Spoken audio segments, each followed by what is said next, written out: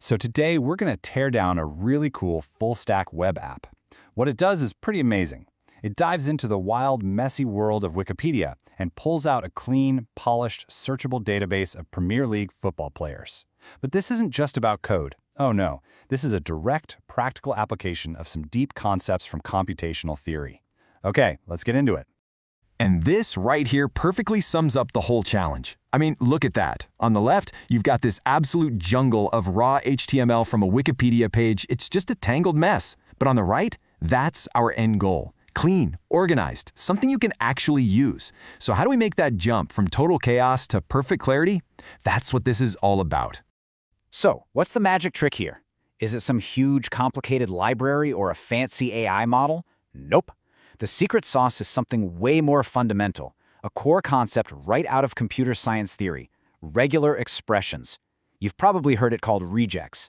And believe it or not, this one powerful idea is the engine that drives this entire project. All right, so how did they actually build this thing? Let's take a look at the blueprint, the high-level architecture. What's so beautiful about this project is how simple and elegant it is. It's all built around this clean, one-way flow of data, which isn't just for looks. It's a smart design choice that makes the whole system efficient and super easy to manage. You can basically picture the whole thing as a data journey with 3 simple steps. First, there's a Python script that goes out and scrapes Wikipedia, but here's the key. It only does it once. It grabs all the data, cleans it up, and saves it to a single file. Step 2, a backend API just sits there and reads from that one file. And finally, step 3, a nice, slick front-end app calls the API and shows you all the player info. Simple, right? But it's incredibly effective. And here's the tech stack that makes it all happen. That scraper is just plain old Python, using the built-in R module for all that regex magic. And notice it's just run locally one time. That's the genius of that scrape once design. The backend is a speedy, fast API server, and the front end is built with Next.js and TypeScript. But you know what's really awesome here? Look at that deployment column. The whole app is running on free services. It just proves you don't need a huge budget to build and launch something really cool. Okay, now we get to my favorite part. Let's dig into the absolute core of this project, the real brains of the entire operation.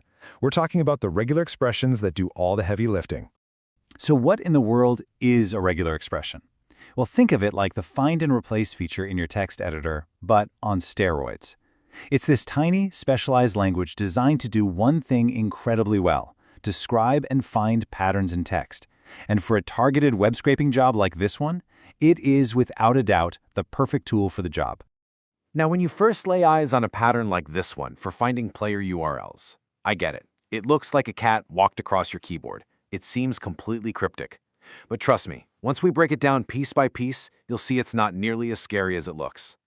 The real magic in that last pattern is something called a negative look ahead. This thing is a game changer. It basically tells the Regex engine, hey, find me a link, but only if it's not followed by words like category or Wikipedia. It lets us filter out all the junk links right inside the pattern itself. It's so much smarter than grabbing every single link and then having to clean them up later. It's like a surgical strike. All right, let's look at another one. This next pattern solves a super common headache you run into with web scraping: inconsistent data. The goal here is to grab a player's height, but the problem is Wikipedia doesn't always write it the same way. And the solution is that little vertical pipe symbol. It's the alternation operator, and it just means or. So this pattern says look for a number in centimeters or look for a number in meters. It creates a single, flexible pattern that can handle either format it finds. It's just so elegant. In theory terms, we're basically creating a pattern that accepts the union of 2 different languages. Okay, our last pattern spotlight. This one tackles another classic scraping problem. Its job is to find where it says place of birth and then grab the information in the very next box. But if it weren't for one tiny crucial symbol in there, this whole thing would go haywire. That little question mark after the star? That's the hero. It's called a non-greedy quantifier. See, without it, the pattern would be greedy. It would find place of birth and just start gobbling up everything on the page until it hit the very last closing tag it could find. Total mess. By making it lazy, we tell it, hey, stop at the first closing tag you see, and that lets us precisely grab only the city and country we actually want. So we've seen these patterns work, they're amazing, but it brings up a really important question. Why is Regex so good at these specific jobs, but notoriously terrible at others, like, say, parsing an entire HTML document? Well, the answer isn't in some new library or framework. It's in the fundamental theory.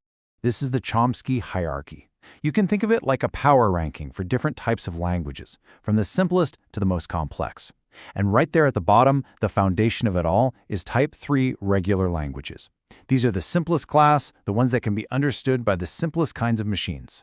And that right there, that is the big connection. Every single time you write a regular expression, you are formally describing one of these regular languages. And any regular language can be processed by a simple, conceptual machine called a finite automaton. So when you write a regex, you are not just writing a pattern, you are literally designing a tiny, specialized computer that processes text. Which brings us to the million-dollar question.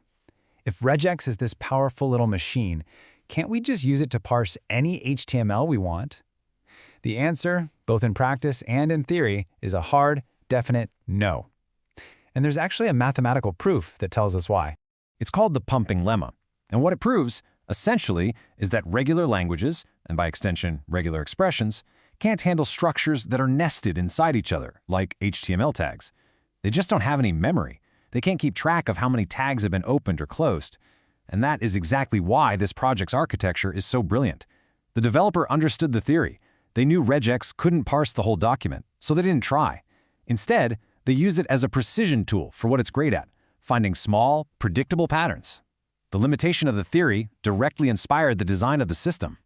So we've gone from the front end all the way down to the core computational theory. What's the big idea here? What should you really walk away with? The biggest takeaway is this. All those abstract concepts you learn in the computer science class, they are not just for exams. They are the real, fundamental building blocks that let you go out and build practical, powerful applications in the real world, just like the one we just saw. Theory doesn't just explain practice, it enables it. And that kind of leaves us with one final thought. We just saw how a few well-crafted patterns can create perfect order out of total chaos. So it has to make you wonder, what hidden data is out there all around you, just sitting there, waiting for the right pattern, the right key to come along and unlock it? Welcome to the code demonstration for Premier League Explorers. As we discussed in theoretical presentation, this project extracts the data from chaotic environment of Wikipedia using only regular expression, proving the powers of COM-sky hierarchy and finite automata in the real-world application. Now let's move to the back end. Look at the engine of the project as Python scrapers. Notice that we are just using HTML parser like Beautiful Soup. Everything is pure regex. For example, to grab players' URL without accidentally grabbing the Wikipedia help page, we use a negative look ahead here. It tells the engine to match links unless they are start with categories or Wikipedias. Wikipedia formatting the highly inconsistent. To solve this, we use alternation operation. The vertical pipe in our high pattern is act as an OR statement, allowing a single regex pattern to successfully capture the height, whatever they are written in centimeters or meters, or even feet and inches. Regex position and birthplace. As finally to access data without capturing the entire page, we heavily rely on non-greedy quantifiers. The question marks after the stars. This forces the engine to stop at the first closing tag is file and giving the path to the data extraction. The result of running the scraper is highly structured the JSON file. We successfully turn the raw messy HTML to clean and organized data points like name, date of birth, and positions. And here is our main.py and move to our API. To make this usable, we serve the JSON file to the Fast API backend using Python Fast API. On the front end, our next.js application fetches this data via simple API calls, completely decoupling the heavy regex processing from the user interface. Now we move on to our web.